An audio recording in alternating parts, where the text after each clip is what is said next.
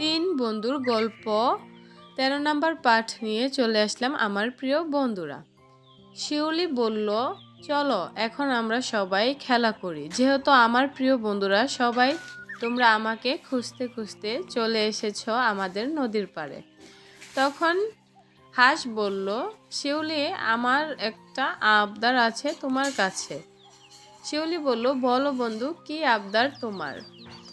শিউলিকে বলল হাঁস, আমার দুই বন্ধু আমাদের ঘরের উপরে যে গাছ আছে সেই গাছে থাকতে চায়। শিউলি বলল, এটা তো ভালো কথা, তারা থাকতে পারে। তখন বাড়িতে চলে আসলো খেলাধুলা শেষ করে তারা। শিউলির মাকে শিউলি বলল, দুই বন্ধু থাকতে চায়। তখন টিয়া বলল, আপনাদেরকে অসংখ্য ধন্যবাদ আমাদেরকে থাকতে দেওয়ার জন্য। শিউলির মা তাদেরকে থাকতে দিয়েছে, বলল আমাদের দুইটা গাছ, তোমরা যে কোনো একটা গাছে থাকতে পারো।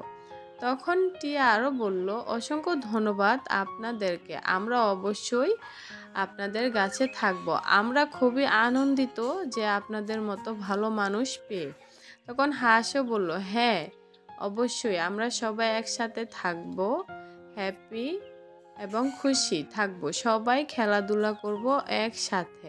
তখন শিউলির মা বলল, হ্যাঁ অবশ্যই, তোমরা একসাথে খেলাধুলা করবে, ঠিক সময় মতো খাবার দিলে খেয়েও নিবে।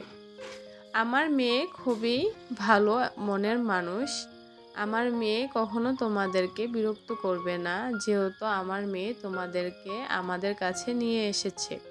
তখন আরও বলল শিউলির মা, তোমরা খেলাধুলা করবে, তোমাদেরকে আমার মেয়ের মতোই আমি দেখাশোনা করব। হাঁস, শালিক, টিয়া খুব খুশি হয়ে গেল।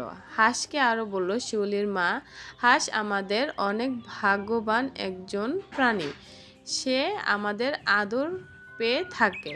তখন এখানে শিউলির বাবা চলে এসেছে। শিউলির বাবা বলল, তোমাদের মাঝে কি কথা হচ্ছে? তখন বলল, আমি বাজারে গিয়েছিলাম, অনেক বাজার নিয়ে এসেছি, চলো সব কিছু গুছিয়ে রান্না শুরু করে দিবে।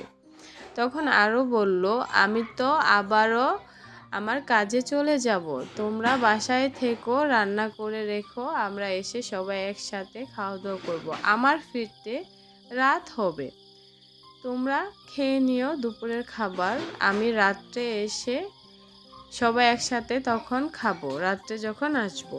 তখন শিউলি বলল, হ্যাঁ বাবা অবশ্যই, আপনি আসবেন, রাত্রেবেলা সবাই একসাথে খাবো।